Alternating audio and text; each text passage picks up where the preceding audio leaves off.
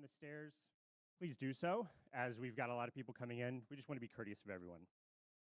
Let's get going. So my name is Noah Taylor, and I'm here on behalf of Leading Kansas. So I want to start this by saying, for those who do not see the update that was sent out this morning, unfortunately, Senator Murphy will not be joining us in person due to the debate on the bill this morning on the Senate floor. He will, however, join us via Zoom.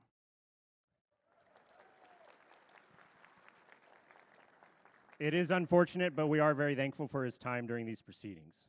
So now, who is Leading Kansas? We're a nonpartisan, nonprofit organization built by Kansans for Kansans because we believe in something simple, that our state works best when we work together, that our differences don't have to divide us, that our people we elect should answer to us, not just their party, their donors, or their inner circle.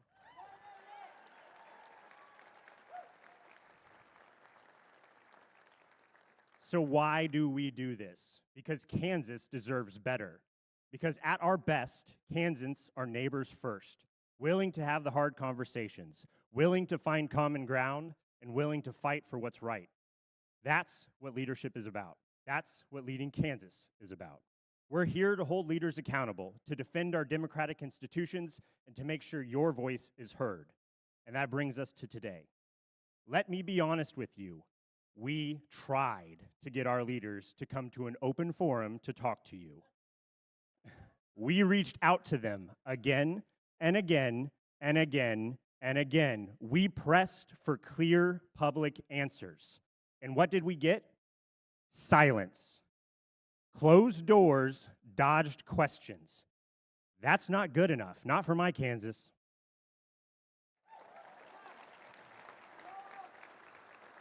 We deserve leaders who don't just show up when it's easy, who don't just show up when the cameras are on or when it's comfortable, but when the questions are tough, when the concern is real and the stakes are high. We don't need backroom deals or carefully staged events with pre-approved questions.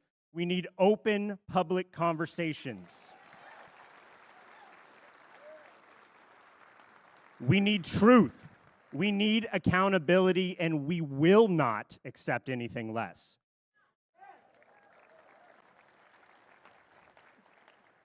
So as an organization, we kept going. We brought in local experts. We hosted constitutional scholars. We hosted town halls to hear from you. And today we're continuing that mission. Because while many here at home said no, 2 national leaders said yes.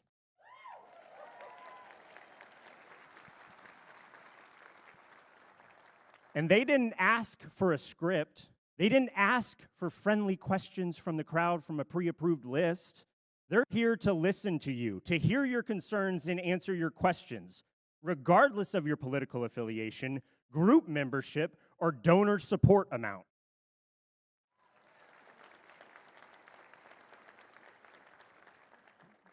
Today is important. It's important because democracy depends on these moments, because trust is built or broken here, because Kansas deserves the chance to ask hard questions and hear real answers. So today, let's commit to active listening, to respect, to real conversation. We don't have to agree on everything, but let's agree on this. Kansans deserve to be heard.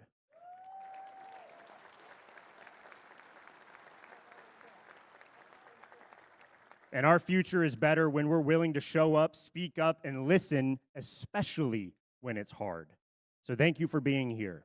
Thank you for caring enough to be a part of this.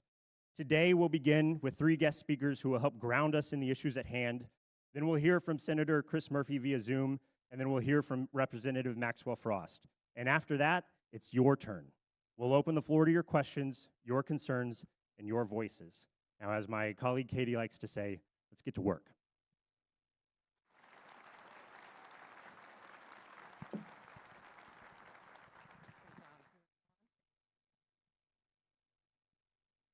Good morning, everybody.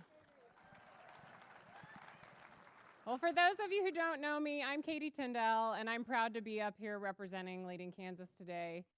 I have the honor of introducing 3 community partners that are here to give a few brief remarks. But before, I want to back up to something that Noah was talking about, and that is the void that has been left by our elected officials in this moment. I initially reached out to Senator Moran's office on March 25th, asking for a town hall with Leading Kansas. It has been 96 days of silence. We have sent follow-up attempts. We have agreed to work with their schedulers, any platform they choose, and we have received silence. That is not leadership. That is a dereliction of duty.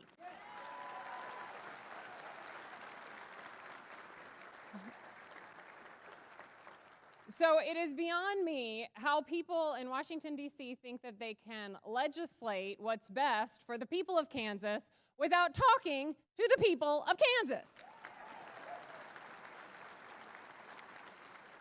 So that's why we're here. That's what Leading Kansas is all about, is giving you guys an opportunity, giving you guys a platform to be heard and ask the difficult questions that we need answers to in these uncertain times. So again, thank you all for being here. I am honored to be able to introduce our community partners to speak today. First, we wanted to hear from the Kansas Immigration Coalition. Miss Yenny Silva-Renteria is here to talk to us today about their work right now on the ground in Wichita. For those of you who don't know, KIC is a coalition of organizations and individuals across the state of Kansas that work with immigrant communities. They provide resources that aim to reduce fear, promote confidence, and safeguard the well-being of our immigrant communities that desperately need it in these vulnerable times. So without further ado, I'm going to turn the microphone over to Yenny. Please help me welcome her.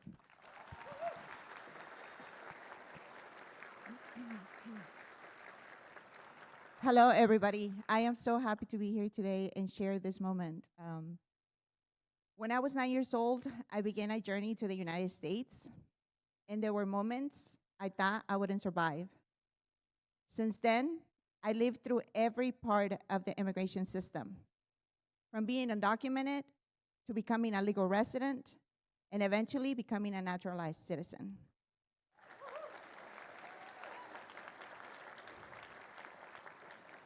The amnesty of 1987, signed by President Reagan, changed my life and gave over 3 million people, including me, the chance to step out of the shadows and into opportunity.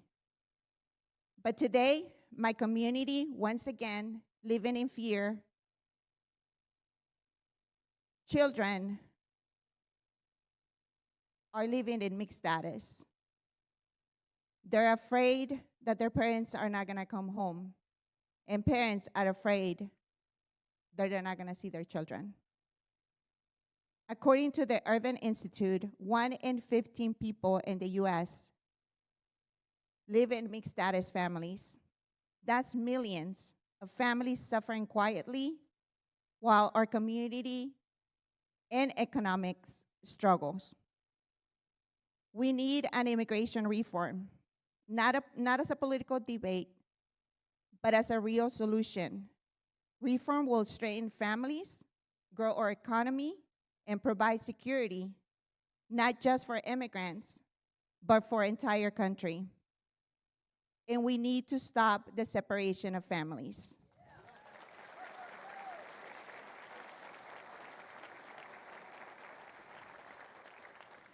But let's be honest. An immigration reform requires this nation to confront racism and bias.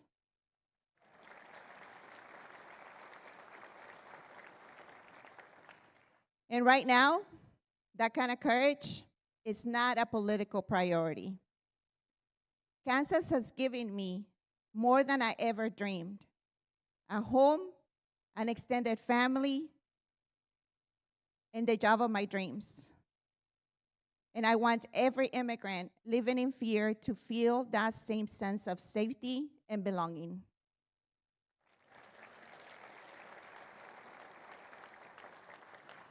That is the reason I joined many elected officials, immigration attorneys, and several advocates across the state to support and uplift immigrant communities and to share the most important truth. We have rights, and you are not alone.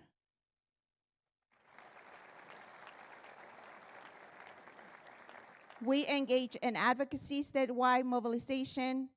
We drive advocacy across the state by uniting communities and amplifying voices. We do Know Your Rights workshops. We empower immigrants to know their rights. We provide mental health resources. Our family is suffering right now and going through a lot of trauma, and we want to make sure that they're taken care of. We raise awareness and empowerment. We provide the resources to equip them so they can get the knowledge and the tools to protect themselves and advocate for their rights.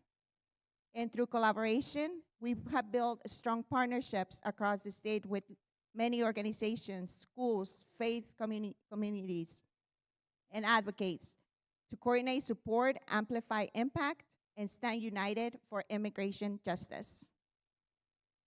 Together, we are stronger. We are here for you, to the immigrant community. If you want to learn more about the Kansas Immigration Coalition, please visit us on our Facebook page and our website under Kansas Immigration Coalition. Thank you so much.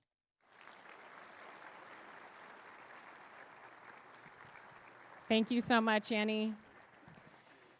So next we're going to hear from Mr. David Childs. And, you know, we've got about, I think, 11 minutes before Senator Murphy's going to join us via Zoom. And so if I can ask, I know this is going to be hard to do with Pastor Childs, because I understand that he knows how to get a room going. But if you could hold your applause until he's done with his remarks, I think it'll help us speed things up so that we don't miss that 11:30 time frame for Senator Murphy. So David Childs is the Executive Director of Sunflower Community Action. For those of you who don't know what Sunflower Community Action is, it has been doing grassroots work in Wichita for decades now. They are committed to community-led advocacy and offer multifaceted approaches to social issues, from environmental justice to immigration. They operate numerous initiatives to make our community better, and I'm proud to welcome David Childs to give a few remarks. Thank you, sir. Good morning, Wichita, Kansas. Y'all looking good in the house. It's hard to tell a preacher or the congregation not to speak back. That means I'm going to talk longer.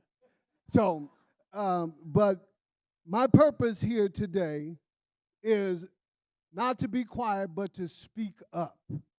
My passion is to stand up for Kansas families and protect Medicare, Medicaid, and SNAP.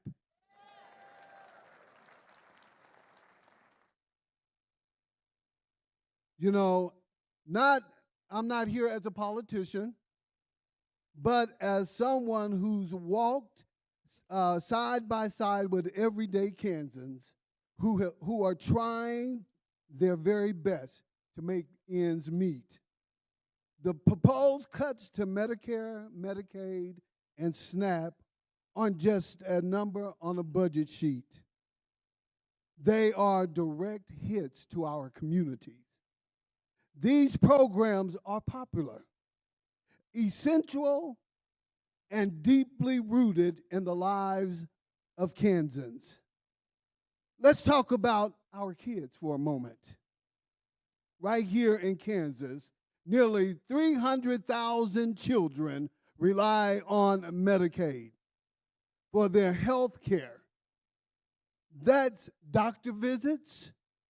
Not only that, but mental health services and support and life-saving medication. Without it, families are left to fend for themselves, and children suffer.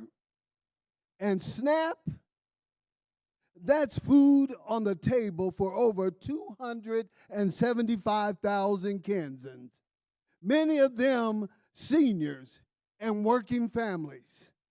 A cut of $160 billion to SNAP Nationwide means more empty grocery carts, more food pantries stretched thin, and more kids going to bed hungry right here in our state. These cuts are rash, reckless, and they create chaos. They don't strengthen our economy, they weaken it. Every dollar lost in SNAP means less money spent at the local grocery store right over in our neighbor over in Hutchinson, or on the corner market right here in Wichita. Every cut to Medicaid is a blow to our rural clinics and our overworked hospital staff. Let me tell you what I've seen: mothers skipping meals to make sure that their children eat food, seniors breaking pills in half to stretch their medications, people working 2 and 3 jobs and still not making enough to cover groceries or even gas.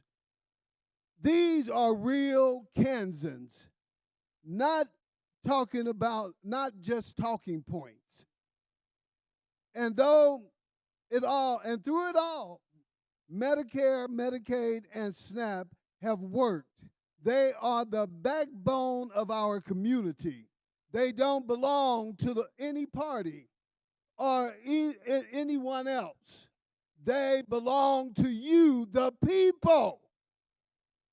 So I'm asking all of us, community leaders, elected officials, neighbors, to speak up, to organize, to push back on these cuts that would hurt the very people we should be protecting.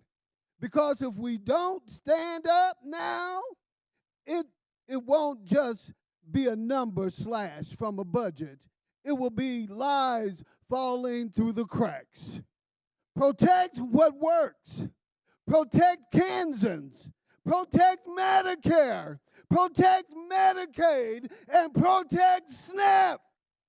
Thank you.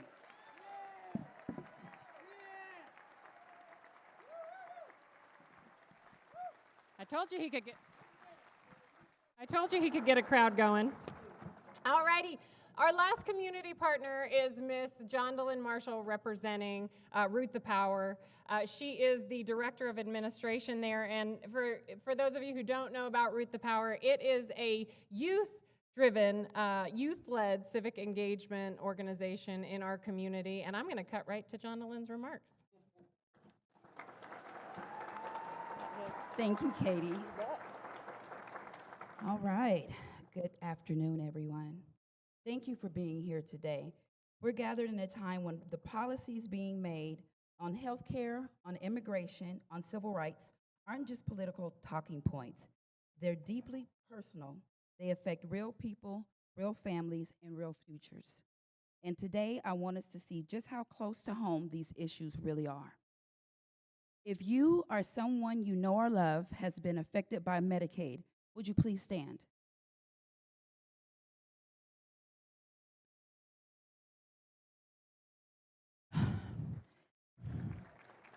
Take a look around.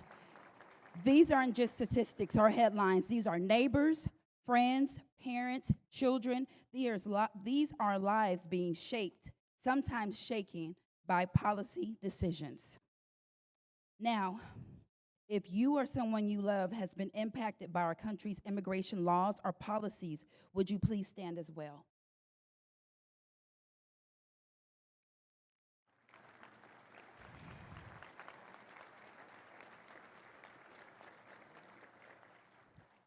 This is our community. These are the stories we carry, the faces we fight for. These are people who deserve to be seen, heard, and protected, no matter where they come from or what papers they hold.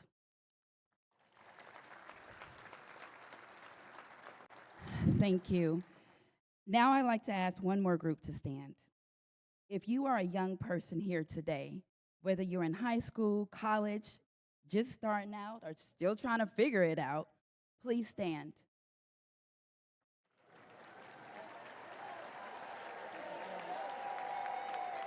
Yes.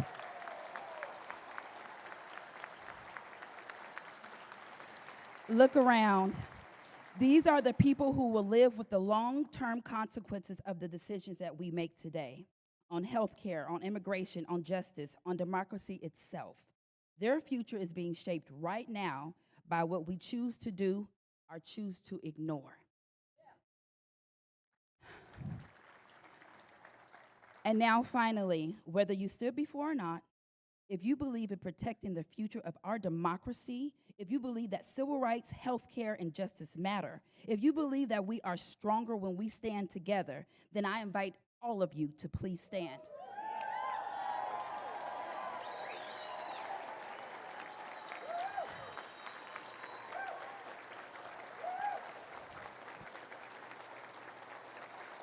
Thank you.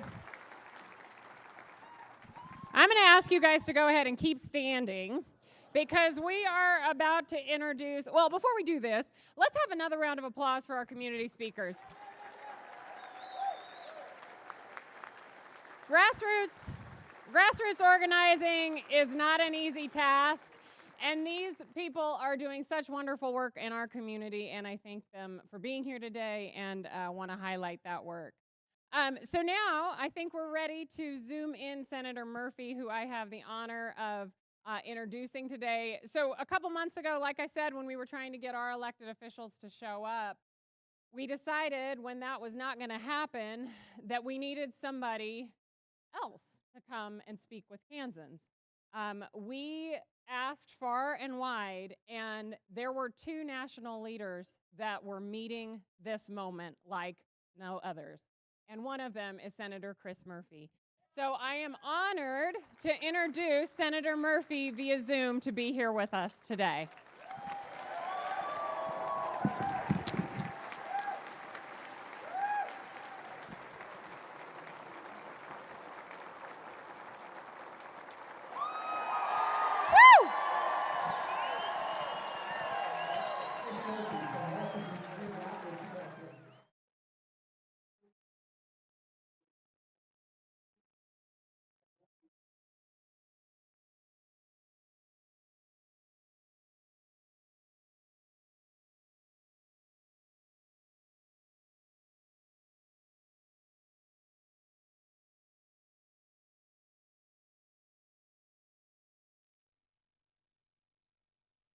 Biggest transfer of wealth from the poor and the middle class to the rich in the history of the country.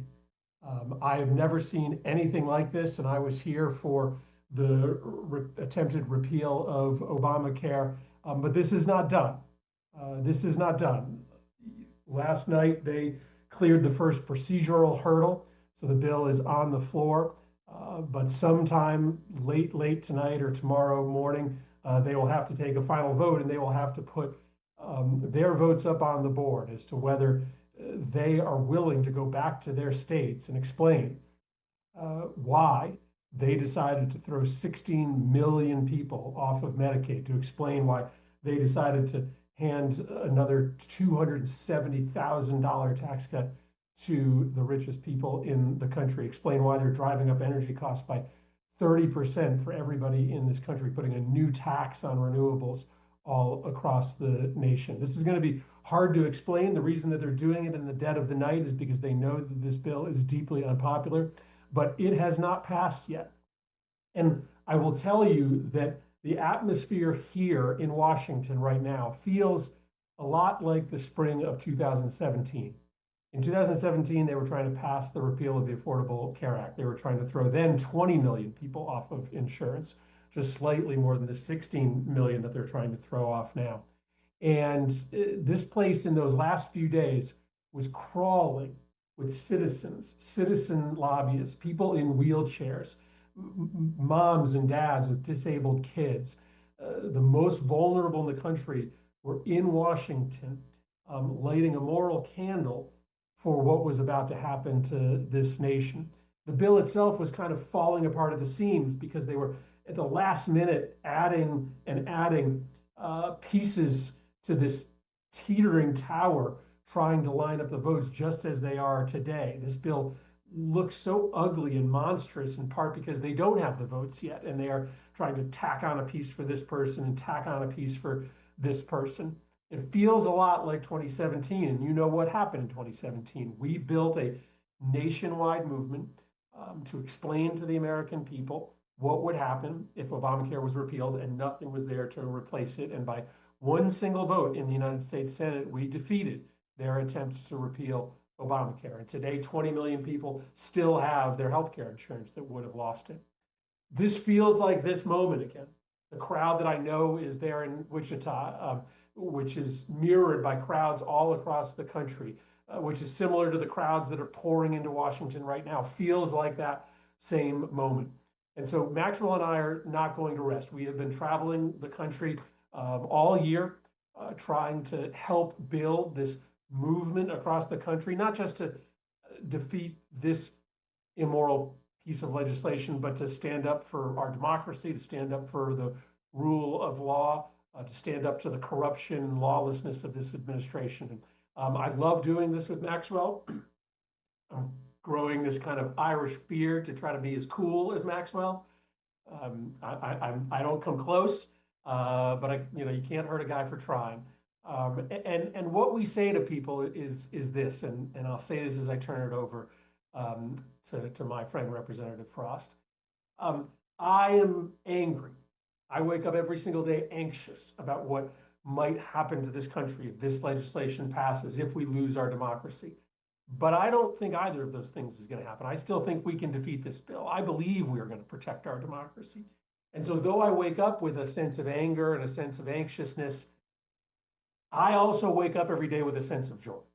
And I know that sounds strange and weird to hear, but I think to myself this every morning, that I could have been plopped down on this planet at any time in history, in any place in the world. And I was plopped down in the United States of America, the greatest experiment in self-governance in the history of this world. At this time, when our experiment, multicultural, multi-ethnic, multi-religious democracy, the first civilization to ever do that for as long as we have, at a time when that experiment is being tested, at a time where a demagogue is trying to steal this genius from us. And so I wake up with anger, with passion, but I wake up every day with joy because I know that I'm going to be able to tell my kids, and hopefully my grandkids someday, that I was part of a nationwide effort to save our democracy from a demagogue who wanted to take it from us. And I think if we do our work in the next few weeks, I will also get to tell my children and grandchildren about this moment when they were going to try to institute a healthcare cataclysm in this country, steal from the poor in order to enrich the very wealthy. And I was able to work with my fellow neighbors in every part of this country to stop that as well. So I think this is a moment of choice and of history. And I think you are in this room because you have chosen yourself for this moment. You have chosen to stand up on behalf of those who can't stand for themselves. But we still have work to do. And so I am sad that I'm not there with you in person. We're going to be in session fighting this evil piece of legislation all night. I will keep you all posted as to how we do. But I feel very lucky to have a partner in this work. As I said, Maxwell and I have been traveling the country. Anywhere that a Republican senator or congressman refuses to talk to their constituents, we will be there. Because the basic responsibility of representation is listening to the people that you represent, is not running and hiding from the people you represent. So even though you didn't elect Maxwell Frost and me, we're going to be there to listen to you to make sure that you have a voice, even though your Republican representatives know that what they're doing is so unpopular, so immoral that they're hiding from you. So to tell you the truth, to inspire you to do more, my friend, Maxwell Frost. Thanks, everybody.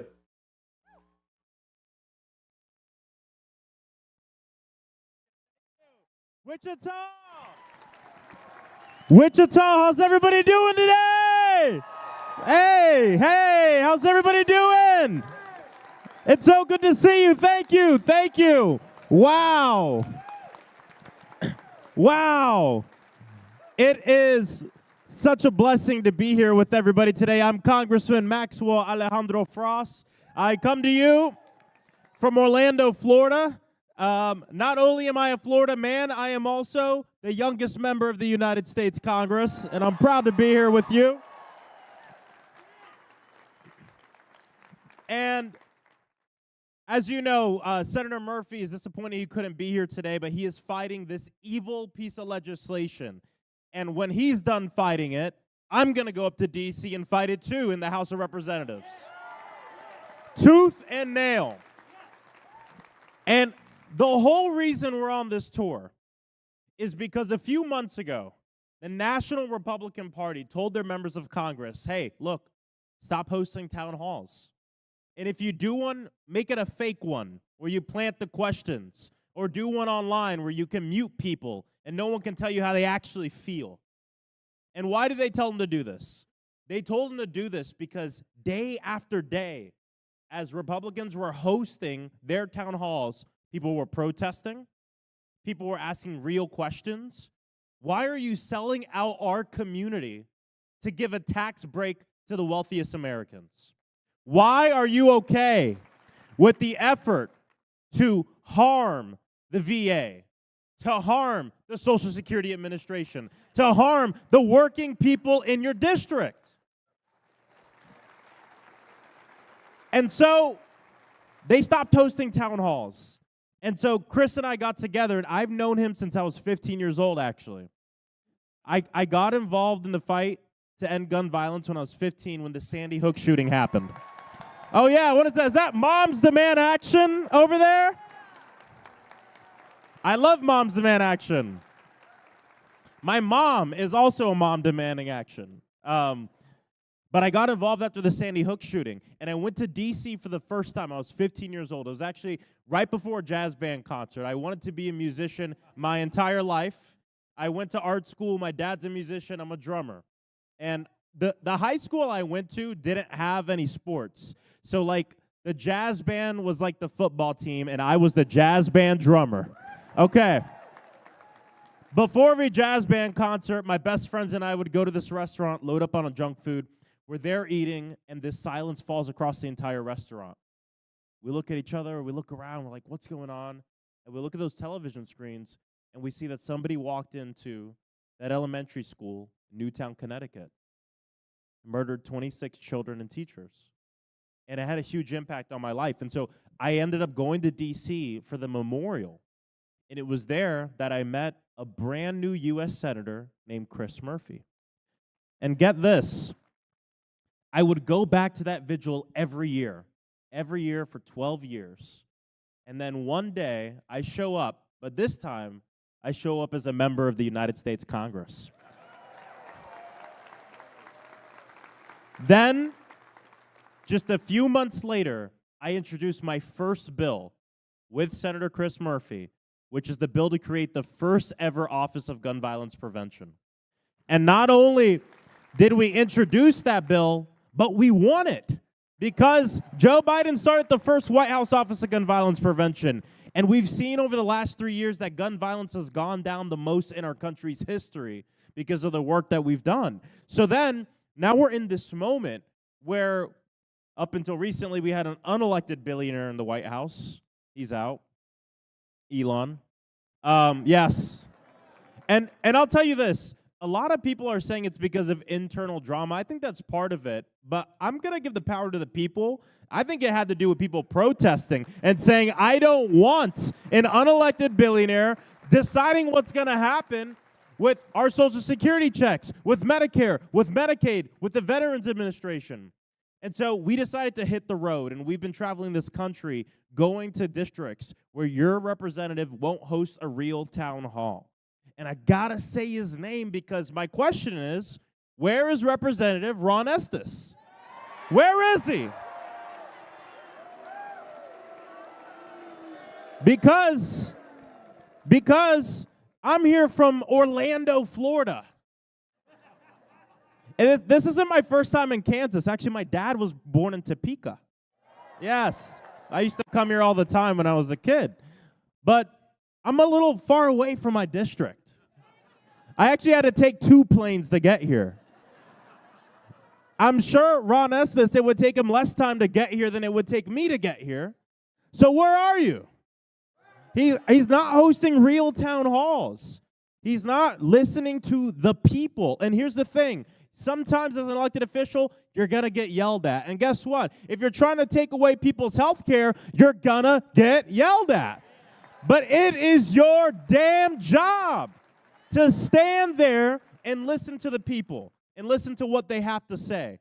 You know, I'll be honest with you guys. It's a pretty disrespectful thing for a member of Congress from another district to come to somebody's hometown district and host a town hall. But do you want to know what's even more disrespectful? Not listening to your own constituents who elected you to that office in the first place. And so that's why we're doing this. And now we're in the face of this horrible, big, ugly bill. Say big, ugly bill. Big, ugly bill. Say big bill for billionaires. This bill would stage the largest transfer of wealth from the working class to the ultra-wealthy in the history of this country. In the history of this country. They're making all these, they want to make all these cuts to Medicaid. That's the biggest part here. It would rip away health care from 16 million people in this nation. 16 million people. Not just that, but the cuts to nutritional assistance, SNAP and WIC, which, by the way, our nutritional assistance program in this country, SNAP and WIC, are the most successful anti-hunger programs in the world. In the world. Right here. That we fought for. That our people fought for and earned. Because we said in the richest country in the face of the earth, no one should go hungry. No one should go hungry. So they want to make all these cuts to all these important programs that not only people depend on, but people have earned. There is cuts to the administration of Medicare in this as well. Remember when Trump said, we're going to love on Medicare. We're going to love on Medicaid. He was lying. Completely lying. And then we have to ask the question, why? Why are you making these cuts? Are you making these cuts to do something else for the people? No. They're making these cuts and taking away resources from everybody in this room to give people like Donald Trump and Elon Musk the biggest tax break they've ever had. And that, of course, is a moral failure, but it is a political failure as well. In the richest country on the face of the earth, hunger is a political decision. In the richest country in the face of the earth, it is a political decision to say, well, housing shouldn't be a human right, which it should be. And that's what we believe in. We're in this era right now where we have massive wealth inequality in this country, where the richest people have much, much, much more than all the rest of us. And it's not just like that because they worked harder or because they're smarter than everybody in this room. It's because the economy and the cards have been stacked against us for them. One example I give to everyone, and this is why the tax code is so important. During Trump's first administration, he passed his first tax cuts for billionaires. It was the most unpopular he was ever, his worst approval ratings were during this tax package being passed. This tax package passed, over 95% of the benefits went to billionaires and mega corporations. What that does is it doesn't just set the way taxes go now, but it sets how the economy grows when it does grow. That's why in the last year of the Joe Biden administration, on paper, and actually, this economy was growing. Now we're going in the opposite direction. But as I traveled the country last year during the campaign, I'd meet with people and they'd say, look, I know the economy is growing. I know there's more wealth coming into our country, but I don't really feel it at home. And when you really think about it, you understand why. because in that first Trump administration, they passed the tax package that we were under in Joe Biden's administration. And that sets how things grow. So even when things are going in the right direction, even when there's more money coming into the economy, it grows the way it was stacked. Stacked for the billionaires, the richest Americans, and mega corporations. And now we're in this moment where Donald Trump traveled the country and ran this campaign to have us looking at each other instead of looking at them. And my other message is very simple. The reason you can't pay your rent has nothing to do with immigrants.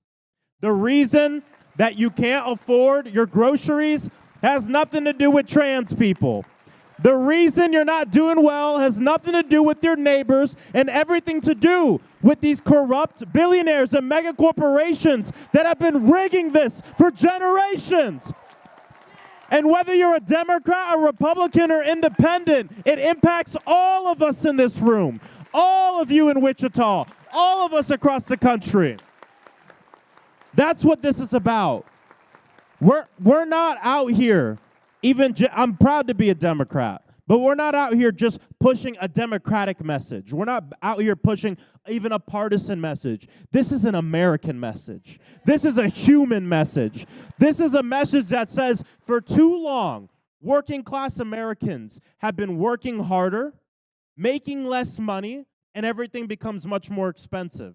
And then at the same times, we have demagogues and authoritarians like Donald Trump who want to put on a show and have us blame each other for our problems instead of looking at people like him and the inaction of politicians who accept corporate PAC money and money from these corporations and these billionaires too. That is what this is about. And this isn't to say, all business is evil or no. Look at this bill. It's going to drastically hurt our small businesses, which employ 50% of our people. 50% of our people. This is going to impact seniors heavily, people with disabilities heavily, children, young people heavily. And so we're here today because I'm here today. I'm usually saying we're. I'm here today to answer. He was here virtually, to answer your questions. And I'll tell you how much Chris wanted to be here. In the days leading up, we were looking at the schedule, trying to figure out would it line up, and he was like, I'm not, canceling it. I want to make sure we can make it. And he was like, if I can't make it, will you go anyway? I was like, of course I'd go anyway. I love Wichita. I've never been there before, but I love it. And of course I'll go. And it was literally to the last minute when we figured out we couldn't make it work.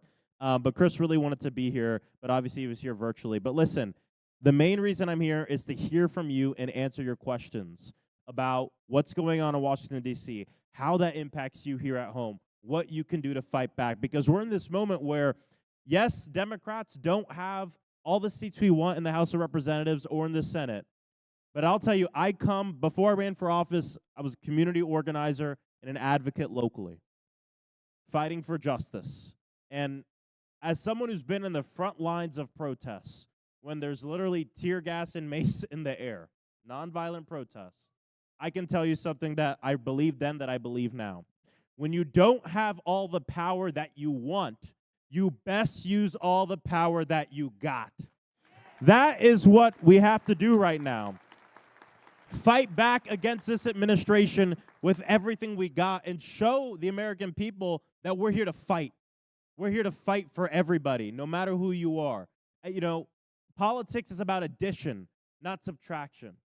If you're in this room or if you're watching at home and you voted for Donald Trump, my message isn't, I told you so. My message isn't, anything snarky. My message is simple. I'm sorry you were lied to. I'm sorry you were lied to. But we're in this moment now where you get to make this decision. Do you allow yourself to continue to be lied to the point where one day people in your community, 15 million people in this country, might not have their health care? And I don't know about you, but I believe that health care and I believe being healthy is a human right. I believe that housing is a human right. I believe that eating is a human right. And that in this country, where we have so much wealth, we should all have this basic standard of living where you can start your small business, where you can go be that jazz band drummer and not get into politics at 15, where you can go do what you want to do because you have the resources that you need. That's what I believe in. Is that what you believe in, Wichita?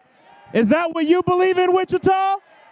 Well, again, I just want to thank you all for being here, and thank you to all the partners. Now, let's get into the real purpose of the reason I'm here, which is the town hall, where we're not taking, filtered questions or planted people, or we can't mute you even. We're going to take questions from the people as to what's going on in D.C., what we can do, and hopefully your congressman is watching at home, and maybe he'll take a few notes on how to do a real town hall. I don't know. So let's get started. All right, thank you. All right. So thank you for all of our speakers. Now's the time is what really matters, your questions. Here's how this is going to work. We're going to invite you to line up on the sides here. Now, obviously, there's a lot of people here, and we have a limited amount of time, but that doesn't mean we don't want to hear from you, okay? If you can't ask your question, if you can't get up, go to leadingkansas.org, submit your question. I'm looking all of you in the eye right now, and hold me accountable. Noah Taylor, Leading Kansas, noah@leadingkansas.org. I will make sure they hear your questions. We will not stop until our leaders hear our questions.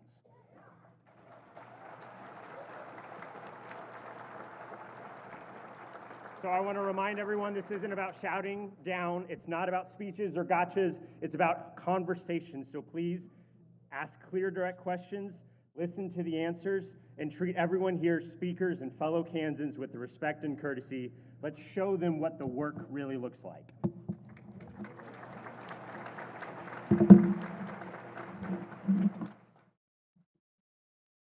Hi, my name is Pam. I am a 30-year-old teacher. I've been teaching for 30 years. My biggest fear used to be the aggressiveness and the higher aggressiveness of students and school shootings. But as I enter my last year of teaching, more worried about, I'm going to be 60, so I have a little ways to go for Social Security. My pension is not even going to be enough to pay my rent. If I were not married, I would not even be able to retire, and I have Crohn's disease, so it's not that I'm retiring because I'm tired of teaching. I love teaching. My health is not holding out, so my fear now is when I retire, what's going to happen to me, insurance, living, groceries, and just being alive. Well, first off, let's give a round of applause to all of our teachers here. And I really appreciate the question. My mother, who is now Moms Demand Action volunteer, was a special education teacher for 37 years, and she just retired. So this is really, really important to me. Obviously, this bill is going to impact our seniors across the entire nation. I mean, when we look at these cuts to Medicaid, to healthcare, to the Affordable Care Act, which are included in here, this is going to drastically impact people's ability to retire with dignity. And I don't know about you guys, I didn't get into politics to just fight to defend the stuff we already have, right? I got in to fight for the next thing, the new thing, the thing we're going to fight for. And I got to tell you, way back, when Democrats proposed Social Security, when Democrats proposed these programs to say, look, too many seniors are living in poverty, too many seniors are not able to retire with dignity, and Social Security was proposed. It was called a radical program, radical leftist communist program, all that. And fast forward to today, and it is a fact of life. But we know that we have a ways to go on other things as well. When we talk about healthcare, when we talk about the fact that the price of groceries has gone up so much. Do you guys know that right now there are companies still price fixing? Price fixing is illegal. But in case you didn't know this, Congress isn't good at keeping up with technology. And so I actually have a bill called the Fair Grocery Pricing Act, which would help bring down the prices of groceries. How? Well, It fills this loophole that companies use to actually price gouge and price fix. What they do is they hire third-party companies. They hire a firm, and this firm is going to help them price their groceries. They use proprietary data to give them recommendations on what they should price the groceries to be. But guess what? These firms have many clients. Maybe all the biggest, like big ag in the country, right? And what is that proprietary data? It is the prices of all the other companies. So what used to be like some guys in the back room with the cigar is now an algorithm. And because our laws haven't kept up with it, this is part of the reason the biggest company is called AgriStats. This is part of the reason why we're seeing grocery prices go up and up and up. And so what we need to do is fight this price gouging, fight this price fixing, not just with groceries, but also with rents. This same thing is happening with apartment complexes across the entire country. The housing crisis, to me, is one of the most important things that we have to deal with right now. And I'll be honest with you guys, both parties have not put forth a great platform or even a platform on how we're going to handle the housing crisis. I mean, what do Democrats believe on climate change? You could rattle off a few things. What do Democrats believe on ending gun violence? You could rattle off a few things. Housing. Crickets. Actually, Kamala Harris was the first presidential candidate ever to really put forth a real housing platform. Now, we got to build off of that. And housing is so important. I'll tell you, we have a homeowners insurance crisis in the state of Florida right now, and it's a crisis that's going on around the entire country. Is it a problem here? Okay, good. Or not good, bad. But good for my point I'm going to make connecting it to this roundtable I held. And a lot of times when we talk about home ownership, the caricature is like young families, young people trying to like go from renting to buying. But I'll tell you, most of my room was filled with seniors on a fixed income who, because they're being thrown off of their housing or homeowners insurance, and their rates keep going up and up and up, they're having to leave the home they've been in for almost their whole life because of that one thing.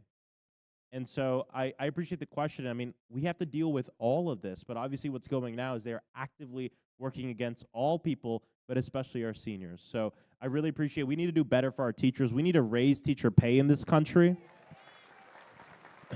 There needs to be a federal minimum. So thank you for the question. I'm going to try to give shorter answers so we can get through everybody. This is my challenge today. Hi, is this on? Okay. Thank you. First, I'd like to thank you for coming here when our own representatives wouldn't. And I also want to express that I am not okay with the kind of cuts they're talking about in order to raise the debt limit by $5 trillion over the next 10 years and to give the majority of the tax cut benefit to the trillionaires just so that Jeff Bezos can go rent Venice for his star-studded event while people here in Kansas are losing benefits. So the question is, what do we do in the future to hold our representatives accountable for the things that they're doing today? Yeah. Well, I really appreciate this question. The first thing I'll bring up is there's a thing that's going to happen next year.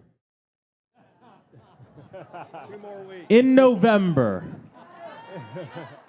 And it's a good opportunity to voice your disappointment with your representative. And that is your election, right? Organizing. And I'll tell you, I don't know, if people have announced or this and that, but I actually at home run a year-round organizing program out of my campaign. We never stop knocking doors. We never stop going and talking with the community. And actually, you'd think that'd be more annoying. Some people find the door knocking annoying. It actually makes it less. Because now when people are coming up to their, to a door, they see a volunteer in a Frost for Congress t-shirt, they know I'm not always being asked for something. They might be telling me about something I need to know, right? Hurricane preparedness, different things like that. And so what I would encourage everyone to do is we can't wait until next November, though, right? The organizing starts now.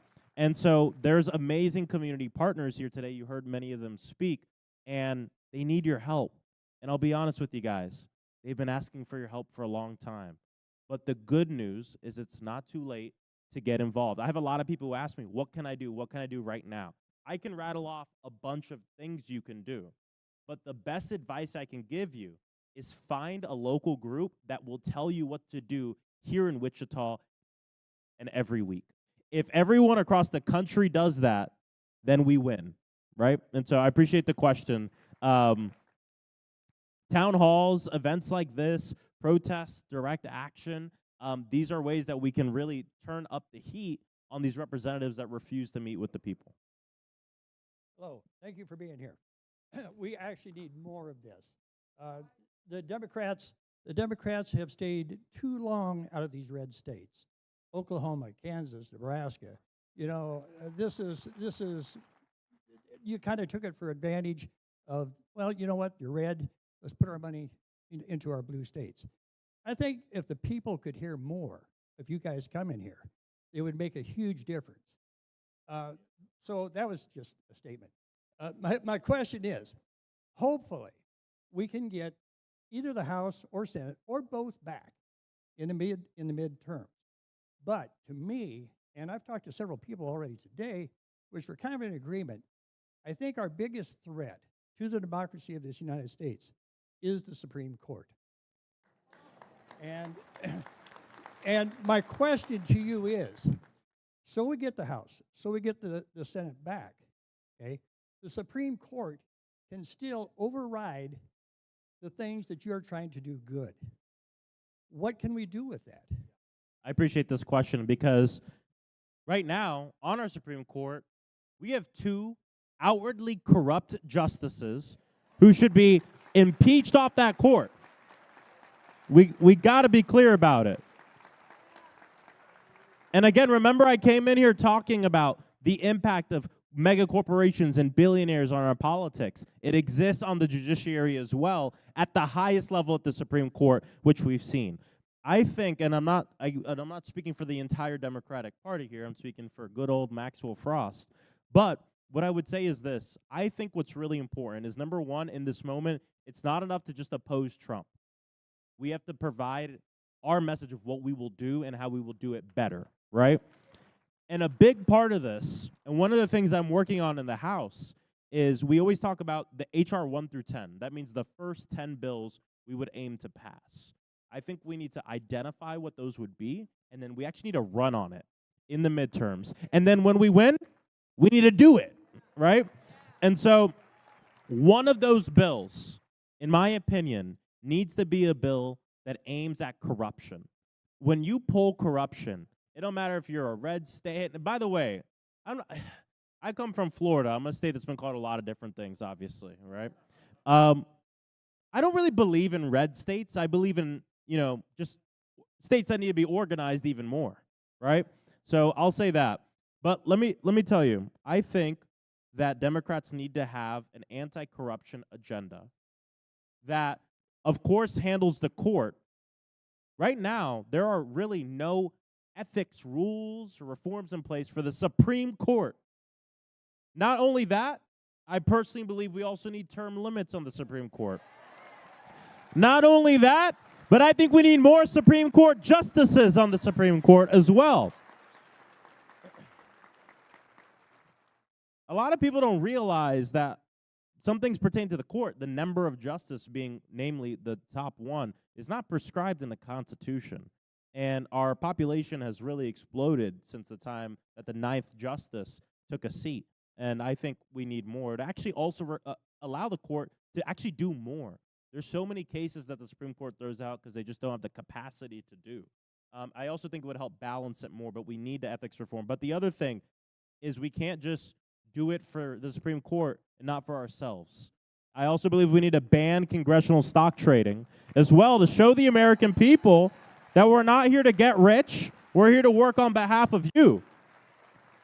I think a very strong anti-corruption omnibus bill that handles the Supreme Court the United States Congress and the presidency, which we have the most corrupt president in the history of our country right now. I mean, this guy makes Watergate look like like a little thing. And so I agree with you. The Supreme Court is an issue, and I think that we need to, in Congress, ensure that we pass laws that set what the ethics need to be in that Supreme Court. We can't let them police themselves and hold themselves accountable. That's not working out right now for us.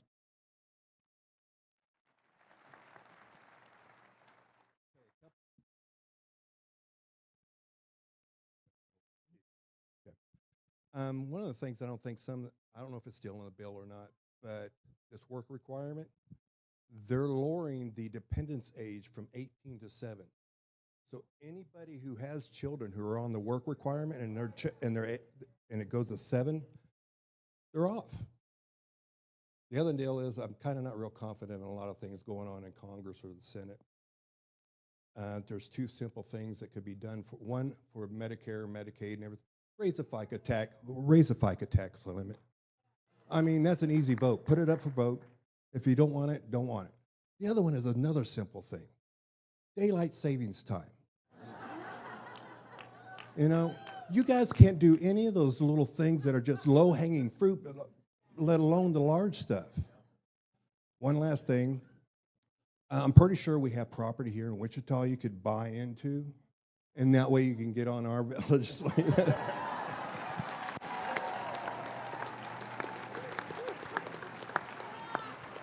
Well, to answer your questions in reverse, I appreciate the offer. Maybe I'll come back in vacation, you know?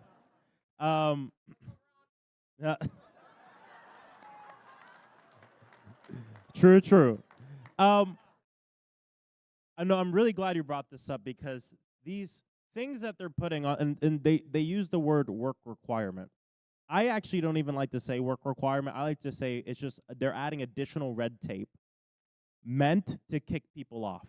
Here's the thing. Let's get to the facts, right? Because if we were to pull work requirements for Medicaid, it would pull very high, and it does pull very high. But the problem with just saying that is it doesn't really get at what they're actually doing. Number one, most people on Medicaid already work.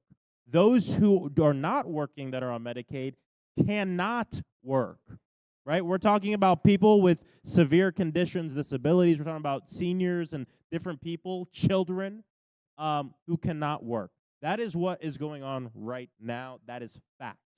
Here's the problem with the so-called work requirements, which I encourage everyone, don't use that. It's red tape. Here's the problem with the red tape. Other states have done this, right, in the past. Arkansas did it.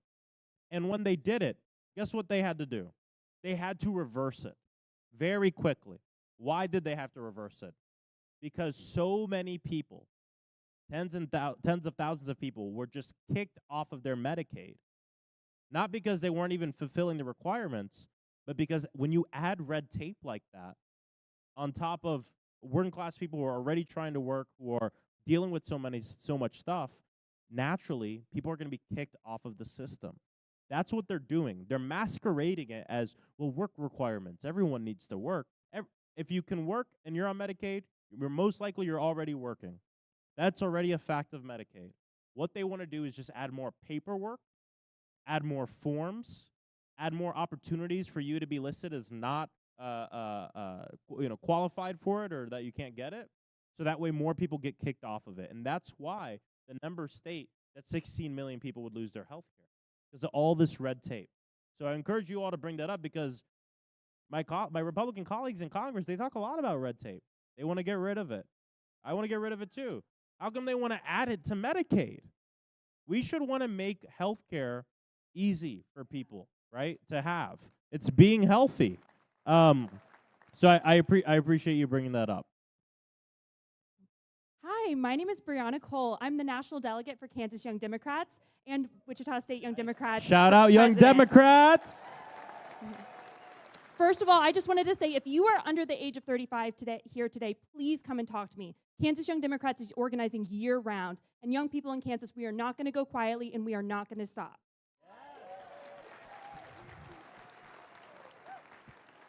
This is my question. We're working to bring together moderate and progressive young voters to build real momentum in our purple state. What do you think it will take to truly bridge that divide, and how can young leaders help lead that effort in a way that strengthens the Democratic coalition? You know, it's really interesting. When I first got into Congress, I thought, man, I'm going to be a part of all these ideological debates and battles of like the progressives versus the moderates, because that's the way the news puts it out all the time. And then I get in, and now we're in this moment where most of the rooms I'm in, probably including this one, are really less progressive versus moderate and this and that, and more of, are you going to fight or are you going to fold? And I think because more people are interested in that conversation of what are you doing right now? How are you going to fight for us? What are you saying? Are you being plainly spoken about the fact that ICE is kidnapping people and trafficking them to other countries? Or are you trying to, is it word salad? And so I would tell you that plainly speaking about what's going on right now and finding ways to involve people, especially young people, I think you're going to get people from all across the spectrum. I can tell you in this room right now, and on all these stops we've been at, we've had Democrats, we've had Republicans, we have people who voted for Kamala, we have people who voted for Trump, we have people who voted for third-party candidates. We have all different kinds of people coming to these events because I think we're in a very, I was going to say special, but there's, we're in a very tough time right now where people are going on the internet and they're seeing communities being terrorized. They're seeing the fact that, wow, there's this bill moving through that's going to take away resources from our families and give it to the richest people who are already rich enough. And I think this is really pushing people to get involved. Something I always told my organizers when I used to be the national organizing director of this organization called March for Our Lives. That came after the shooting that happened in Parkland. And something I always told my organizers is the true test of a movement is what you do when the world is watching, but the true test of an organizer is what you do when no one's watching. And what we do as organizers is when something happens in somebody's life, they read about a shooting, they get fired from a job and they get evicted from their house, or when something happens to someone, they see something happen to someone else too, they come to this crossroads where they either decide, I'm going to get involved to make sure this never happens again, or they get driven further into apathy. Those are the two options. We stand at that crossroads to give people a political home. The last thing I'll say too is we something that I think Democrats have to do a lot better job of, not people in this room, but like us, is meeting people where they're at and speaking to the people who don't consume news as a hobby. I'm one of those people, by the way, so no shade. But our messaging, we have to get out there more and meet people where they're at and not just be speaking in political places. I love MSNBC. I'm on it all the time. I love CNN. I love all that. But the fact of the matter is more and more Americans are getting their news from social media. More and more Americans their trusted sources are cultural sources. And so we have to figure out, how are we going to have our message in unlikely places? And you have to do it in what's authentic to you, because nothing is worse than, a politician trying to be cool or whatever. Do what's authentic to you, right? I talked about music for me, right? Music is my life. It's a huge part of my life.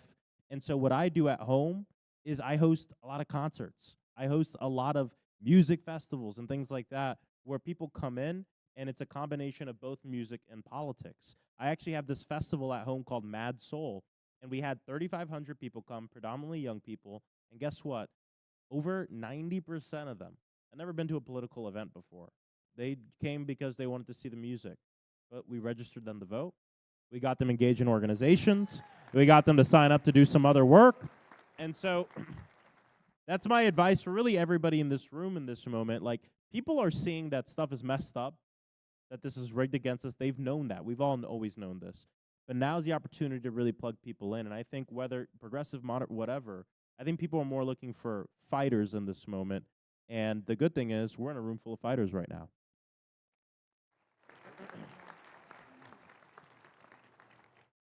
Hi, my name is Leah. I was raised by, my mother was a Baptist and my daddy was a Union man. So And then I went to work for the. You can't be both? Yeah, you can, as a matter of fact. And I went to work for the post office and retired from there. So I've got a pretty wide range there. My question for you is, there are so many issues that need to be addressed. Publicly funded elections, universal health care. I mean, both of those things could save this country huge amounts of money, but nobody seems to want to look at that. Getting rid of Citizens United would really be so helpful. My question for you is, what do you think of the idea of a general strike? You know, a nationwide general strike, even if it's just for 24 hours or whatever it might be. And do you think we would be even able to do that effectively? I appreciate the question. Well, obviously, some unions have already been talking about a general strike. I mean, when you're in a moment where you have an authoritarian who's not paying attention to the laws, who doesn't care what courts have to say and different things like that, you have to get to a point where the people have to assert its power. So yes, yeah, right? Like there might come a moment, and we might already be at this moment, where the general strike, it makes sense. So I do endorse that as a strategy. But the thing you got to make sure is that everyone's ready, right? Because that was the second part of your question.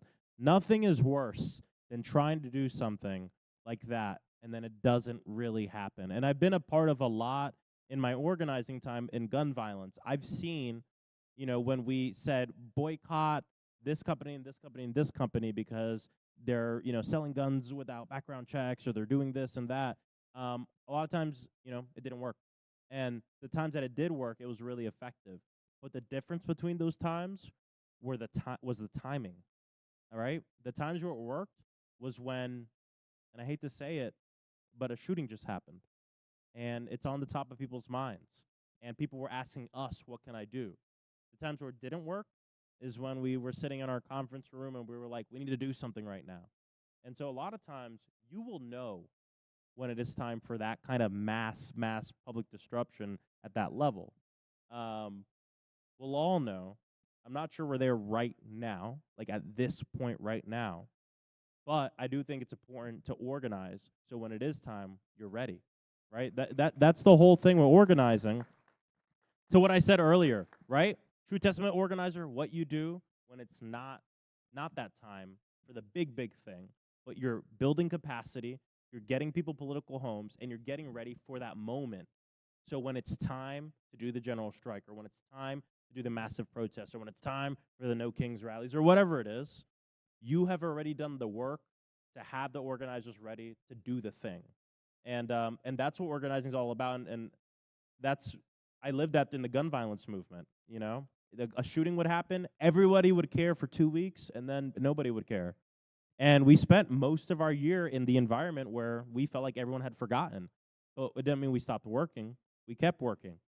And inevitably, when the country was woken up, we were there to say, here's what we need to do, right? And we held the March for Our Lives, the largest youth-led march, right? And all this different stuff. So I think it's really important. I endorse everything you just brought up. I mean, end Citizens United, hell yes. We need to end Citizens United.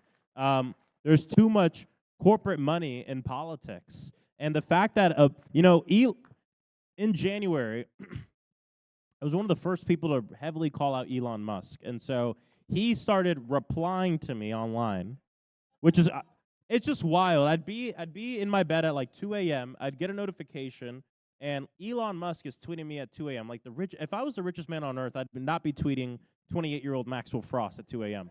But he, and one of the things he told me, he would tweet something at me every other week for like 2 months. And one of the things he sent me was, you know what?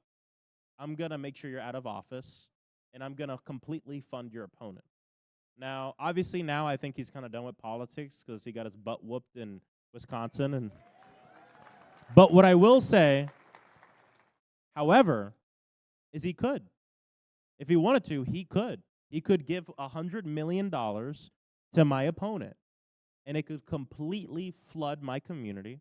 There could be negative ads about me saying whatever he wants to say, whatever lie, and every person in my home where I was born and raised would see it. And I'd still win. But guess what? I'd still win. But at what cost?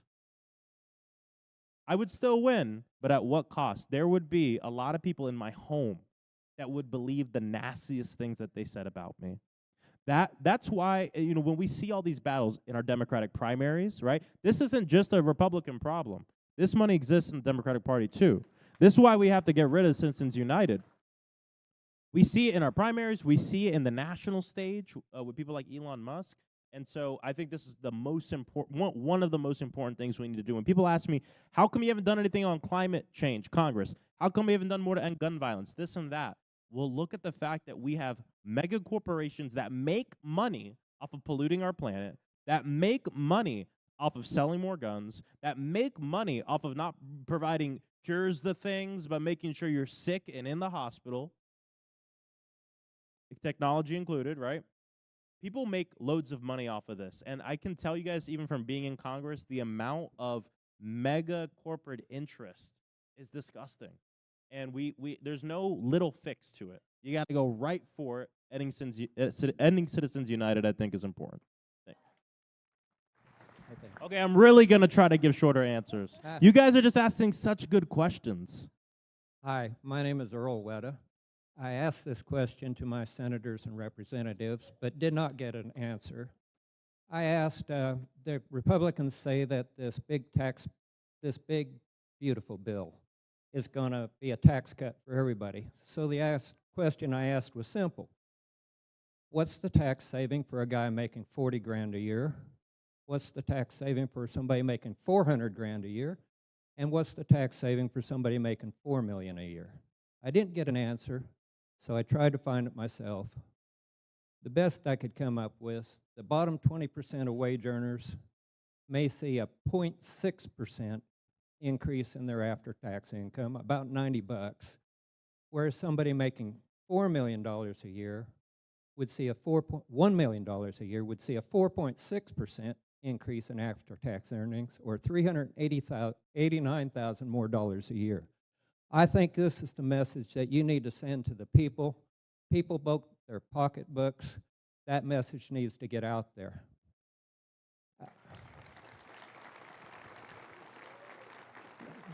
Then my second question is for you. I once read that it only took 8 phone calls in one morning to get the attention of a representative in Congress that there was an issue out there. That seems awful small to me, but you could answer that perhaps. Yeah. And then the other part of that is, you said, I think there is something we can do now. I think everybody in this room needs to call, needs to write, needs to email their representatives. We need to get their attention because they're not here today to hear it.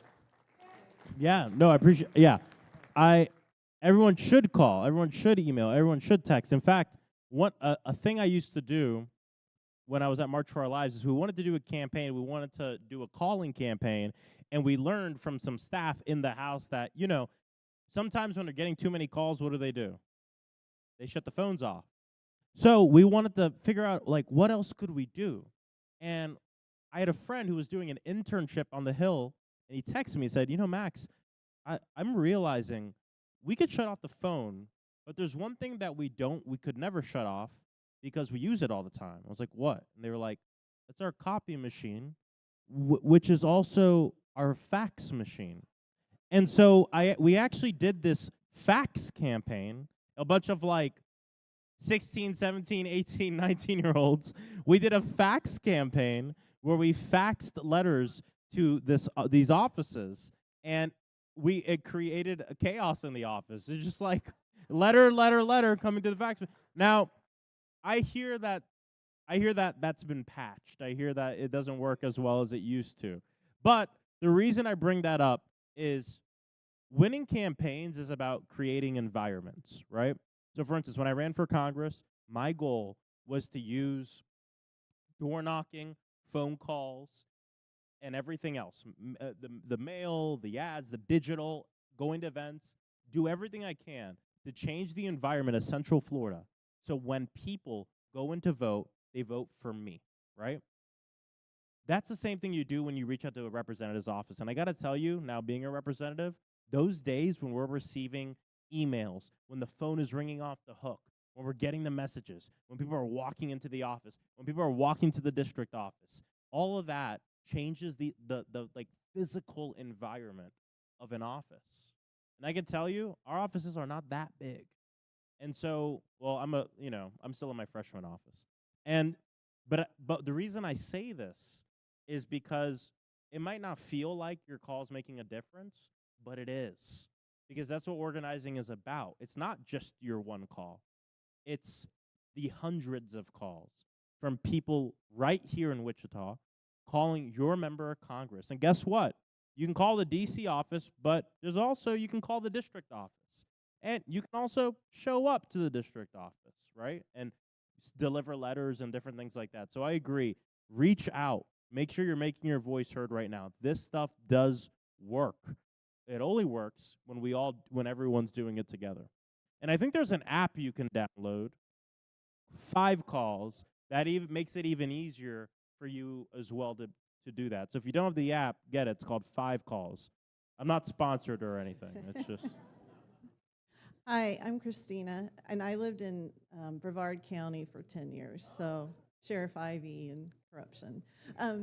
But my thought is, you talk about giving out a message, but we don't have a message right now, is what I see. The Democrats, I remember 1992, it was pushing for universal health care, Hillary Clinton, and that's disappeared. You know, free childcare used to be out there, and free secondary education, even maybe community college. And we're silent now on any of that. We're not giving something we're anti-Trump, but there's not a message of this is what we're gonna give or what we wanna work for. And the idea of socialism is bad. Medicare is socialism. And Democrats are letting Republicans dictate what we do. Because they're like, oh, but Republicans are going to say it's socialism, it's communism, we can't have that. My God, yes, you can. Say it is socialism, and we are for it. We are for it. Well, okay, but I mean the idea of, Germany has it, England has it. I get what you're trying to say. I mean, yeah. The fact of the matter is, and I said this earlier, right? It's not enough to be against Trump, right? We've tried that for 10 years now. But we have to have our message of what we're going to do, and then we have to do it. And I agree. And I think it needs to be big. It can't be small. For instance, I said this the other day in one of our Democratic meetings, that if, let's say this bill passes, right? 15 million people lose their health care. For me, the message for us to counter that isn't, well, we're going to get it back for those 15 million people. For me, the message is, they took it away from 15 million people. We're going to get it for everybody, right? We're going to make sure everybody has health care. They took away school lunches, right? Which is part of this bill, right? Universal school lunches. We're going to make sure every child in America has food in their stomach year-round, no matter who they are, right? I agree. I think we have to go big. I think this, and I bring it up again. Last year, I traveled so much for the campaign, and I would always do a rally. I was at a lot of colleges, and I'd do a rally at a college, and I'd ask people, what do you care about? And I'd get, like democracy, making sure we're fighting against gun violence, the climate crisis, really important things. But then I would leave the rally, and I would go walk just around the campus, and I would ask random people what they cared about. And sometimes I'd get a different set of answers. I can't afford my rent, right? I can't afford my food. The food program's too expensive here. I don't have money for food later. And I thought the difference of answers was really interesting to me between highly politically involved people and people who were just like, they didn't know who I was, and I was asking them what they cared about. I think at the end of the day, it is both good policy and good politics for us to go big. And that's why I brought up that, and this is being worked on right now, is what can we all get behind, right, as House Democrats at least, that we can not just say we're for, but campaign on it and then pass it. And I agree that universal health care, I mean, I'm on Medicare for all as a bill, but there's other solutions too. I think making sure everyone has health care has to really be a part of that. So I'm with you on that. I appreciate the question. Hi, my name's Sharon. Um, I had a question for you, but I wanted to mention a couple things that you were talking about. The lady there asked, what are Democrats standing for? Well, looking at what's going on in Washington, D.C., one of the first things I think you need to be standing for, and this is nothing against you, are term limits in Congress. I agree. We don't need people up there for 30 or 40 years who've built relationships with businesses. Get the lobbyists off the hill. Get corporations out of our government. I have no idea how you're going to do that. It's your job to figure it out. It is. And this is what I brought up earlier. Oh, do you have, sorry, go ahead. I do have a question. Oh, yeah. And this is probably a little off topic, but I really want to know the answer if you have one. What is wrong with the Republicans in Congress? I just am, the things that they are allowing to go on, I mean, are they threatened? Are they paid? I mean, I don't know if anybody else wants to know, but I do. No, yeah. So I'll answer your questions in reverse. The first one is, what I would say is there's two different types of congressional Republicans, right? And this is the way I think about it. It helps me know how to work with people. Because believe it or not, many of my bills last Congress were bipartisan. We got a lot of things through. I had a bill called the Votes Act. I have a bill. I still have it. What it does is it expands voting rights for service members overseas.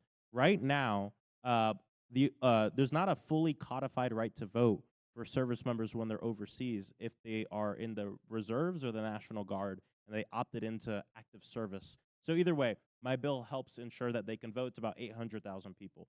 I have the American Legion on it. I have all the military organizations on it. And last Congress, I had more Republicans than Democrats on my bill. I did it on purpose so I could get it through the House. I had it scheduled for a House vote. I had it ready to move through the Senate. And I was like, this is going to be signed by Joe Biden this December. And then, an hour before my bill was to be voted on, and it was under what's called a suspension, which means it's so not controversial, they think it's going to get pretty much unanimous consent.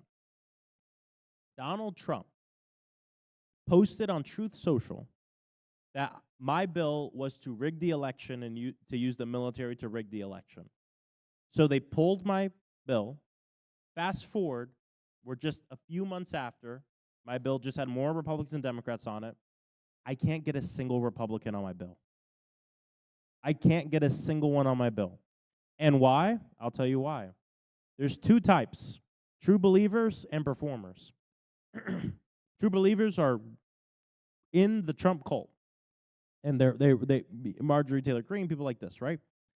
Then the second bit of this are people who don't necessarily fully believe in it. They want to get on my bill, but they're scared of Trump. They're scared that if they cross him, there'll be that Truth Social post that says, I'm recruiting a primary candidate against so-and-so. And let me know, and I'm going to go there, and I'm going to get all the corporate money I can and put it against. And that's why, for the sake of course, our country, the Democratic Party, but also for the sake of the Republican Party, we have to end Citizens United. Because it can't be the situation where members of Congress are running scared, not doing things or doing things because they know that at the snap of a finger, one donor can put unlimited amounts of money into your district. And there's no excuse. I mean, we're running for office. Like, you have to stand up for your people no matter the consequences. And you don't run for office to do stuff to run for the next time. You run for office to do stuff now. I believe that.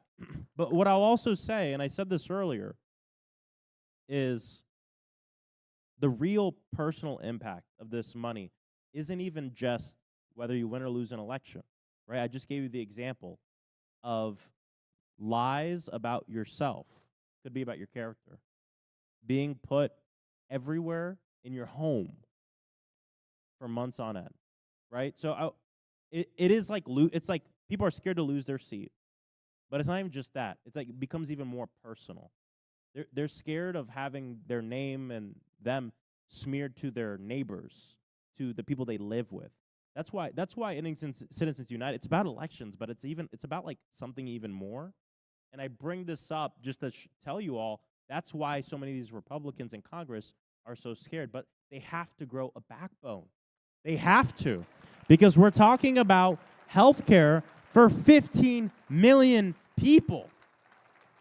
And I've told some of them, I've said, listen, after the shooting happened in Marjorie Stoneman Douglas, the students from the school went up to Tallahassee, and people were protesting across the entire state saying, we need safer gun laws, right? Common sense, things we're all for. The NRA fought against it tooth and nail. They said, if you are a Republican and you vote for this bill of common sense gun reform, we are coming for you. Then that bill was passed. It's called the Marjorie Stoneman Douglas Gun Safety Act. It was passed, signed into law by a Republican governor, but guess what? Every single one of the people who voted yes on it came back. So oftentimes these threats are empty threats. And what people need to realize, especially my Republican colleagues, is the power of the people is much greater than the people in power and much greater than any sum of corporate money. Thank you. Hi there. My name's Tiffany. I am a mom of a childhood cancer survivor, and I've worked in healthcare for 25 years. I'm very concerned about the NIH cuts, and I'm very concerned for Wichita because we have kids in Kansas who are participating in children's oncology group clinical trials, and 48% of the budget for the COG is from the NIH. So this impacts kids that need cures for cancer, and then the neuroblastoma trials have been cut off. The brain tumor trials have been cut off. I would like to know if there's a Democrat that's keeping an eye on children's health care specific to the NIH to be able to rebuild it. Yeah, I appreciate the question. The answer is yes, in a few different ways. First off, I'm on a committee called the Oversight Committee. We have healthcare subcommittee and folks who are paying close attention to this, but not just paying close attention. We also have a whistleblower operation in which we're speaking with people at NIH. And I actually just protested with fired NIH employees at the Capitol steps just about a month ago, really talking about the impacts that this is having on our children now, and then also on children for future generations. We're talking about decades and decades. These massive cuts to public health, basic research, are going to kill people. Are going to kill people in the immediate, and it's going to impact our ability to, for God's sake, we just got through COVID-19. It's still here, but you know what I'm saying. We just got through the global pandemic of COVID-19. And I don't know, something that a lot of consultants will tell you in politics is don't bring up COVID because no one wants to talk about it. It's a bad political point. But I've actually been bringing it up because I want people to understand what can happen when we decimate basic research in public health. It's so important. And global public health too, because it impacts us here. We are a well-traveled country. People from our country go to other countries all the time and come back. And so just know we're fighting, but the thing that I think is really important in this moment too, and something I've been stressing, is we got to be writing the legislation that will fix this stuff now. We can't wait until we're in the majority, because that's when we need to pass it. And so I'm with you on this and really appreciate it. We got to make sure Ron Estes knows the children that will be impacted. I know you're letting him know, impacted, and the children that could die because of these impacts here locally. I really appreciate you coming. Thank you.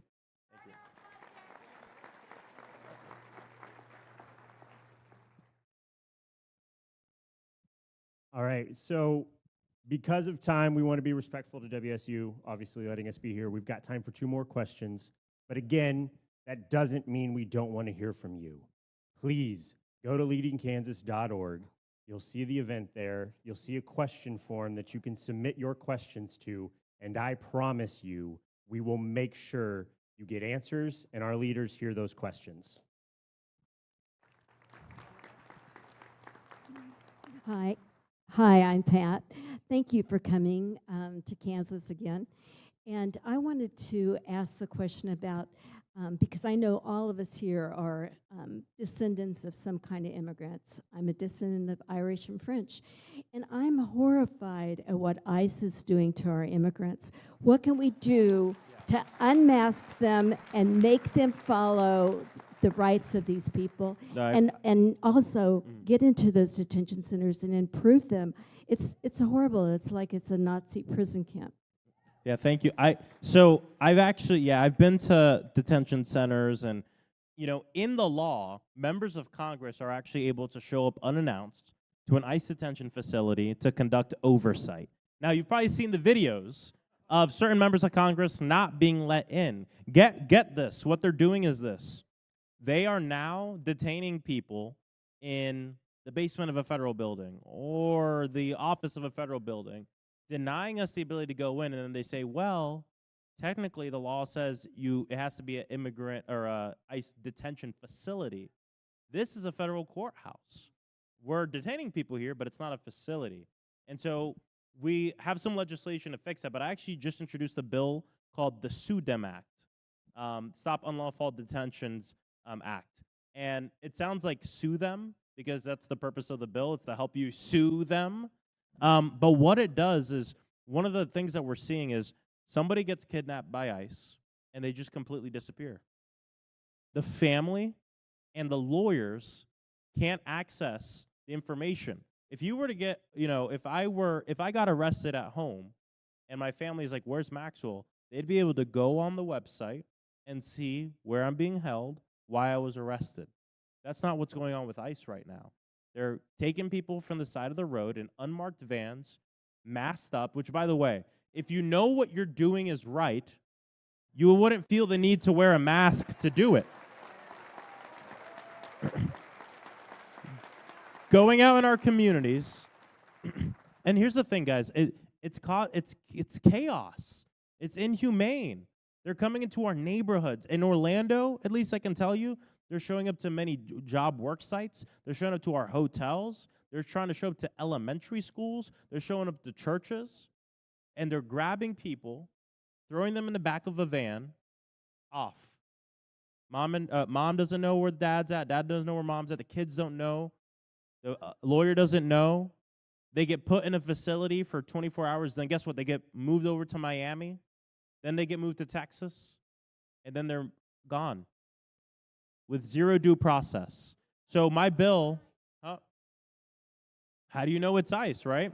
So my bill called the Sue Them Act will essentially make it so that way ICE has to provide all this information. I mean, it's literally a list this long of public information of who's where, why they're there, where's their use of force, what's the purpose, what's the legal backing for them to take the person. Because here's probably part of the problem, guys, is they are breaking the law, right? We know this. But part of the reason that they're, quite frankly, getting away with it now is because it's being operated in secrecy, right? When they don't have to prove or post why they picked someone up and kidnapped them and send them to someone else, it's more likely, it's hard to hold them accountable. It's hard for a judge to hold them accountable.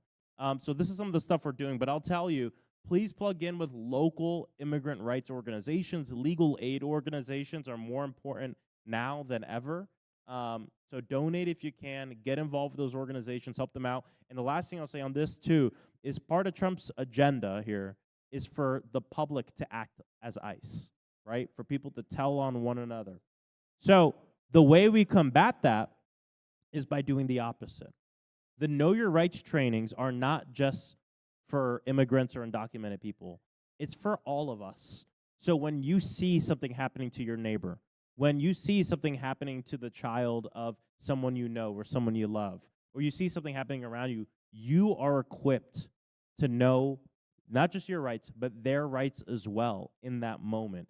The reason the Trump administration doesn't want you to know what your rights are is because if you don't know what your rights are, you don't know when they've been taken away. And so I really encourage everyone to go to these as well and make sure that you know what the rights of immigrants are. Thank you. Thank you so much for coming as our representatives seem to be scared of us, and I can't imagine why after being with this group today. Such a lovely audience. It's a lovely audience. I'm concerned because it seems like we're on a fast track to lose our democracy. And I think it's really important to be a student of history And I understand that Democrats in Congress are in the majority or minority, and the levers to pull are quite limited. But what is not limited is the ability to be a party of opposition. And that's what lots of Americans, millions of Americans, are asking for. And being a student of history, we have some leading historians who have studied authoritarian movements. Ruth Ben-Ghiat, Ann Applebaum, Timothy Snyder. And I think it's imperative for Democrats to spend time with them to understand how do Democrats craft a message that breaks through in these times when our democracy is on the line and autocracy is right here. It's not down there, it's right here. So if the Democrats are not working with such folks to get a good, strong message, can you tell me why not and when it could start? Well, I can't speak for the whole party. But I can speak for myself. I know Tim, and we've actually held very early on in the Trump administration in January, Jamie Raskin held a series of classes, sort of, for members of Congress with Tim and with other historians to talk about how do you fight back against an authoritarian government? And one of the things, and since the last question, one of the things I'll say here that I think is really important is when you have an authoritarian in office, number one of the top things you need to do is take a step back and not believe them when they say things, right? That's number one. Because here's the thing. Just because Trump says he's doing something doesn't mean it's actually happening, right? One of the biggest ways historically that authoritarians get the power that they don't have, because they're never satisfied with the power of their office, is they look for the people to give them the power. And when we actually believe that Trump is doing things that he can't do when he's not doing them, guess what we've done? We've given him the power to do it. And I want to be careful. I'm not telling people, like, chill out, everything's okay. He's not. No. There's a lot of harm going on. There are horrible things going on. But when you hear him say something, take a step back. Do that, look into it to see, is this thing actually happening, or is he just performing because he's a con man and an entertainer and not a leader, right? So that's really important. The second thing that was brought up is throughout the history of humanity, when you have authoritarians come up, when you have an opposition that is just based in the people, you win about 33% of the time. You're able to move past the authoritarianism, get back to where you want to go. When you have an opposition that's just based in the politicians on the inside, it's about a 30% chance that you'll be able to succeed with what you want to do. But when you have both the people and the opposition on the inside, it is inevitable that you will be able to save your democracy and save your country. And so we see that people are organizing on the outside, right? And what we need politicians, and not just in Congress, but across the entire country, to exercise the power they do have, right? I actually don't like to say we're the minority party, because as I travel the country, I can tell you what we believe is not the minority. We're the opposition party, not the minority. And I'll give you an example. We got to use every tool in our toolbox, right? I say this as a joke. I'm like, think about if you were Mitch McConnell and you wanted to stop Barack Obama from doing what he's doing, right? And I say this like, I'm not saying we need to be like them. I'm saying just we might have to throw out all of this decorum that Trump threw out a long time ago to fight for our people, you know? Like, and so the example I'll give you is this big ugly bill. The first hearing before it passed the House originally was noticed at 1 a.m. And something that I really believed is I was like, listen, there's only 4 Democrats on that committee, but I think hundreds of us should show up and debate, even if we're not on the committee. And we should try to delay it, because if they pass it at 3:30 a.m. dead of the night, no one's going to know about it. And so we organized, a bunch of us, and over 100 Democrats filed over 500 amendments, right? Now, you might be asking, what does an amendment do? Well, when you file an amendment, guess what? Each one you get to debate for 5 minutes. And I got to tell you, this has been one of the proudest moments I've had as a congressional Democrat. Just a couple of weeks ago, starting at 1 a.m., that line out in this committee, the final committee a bill goes through is called the Rules Committee. It's a very small room. There's like 7 people in there. We can't fit in it.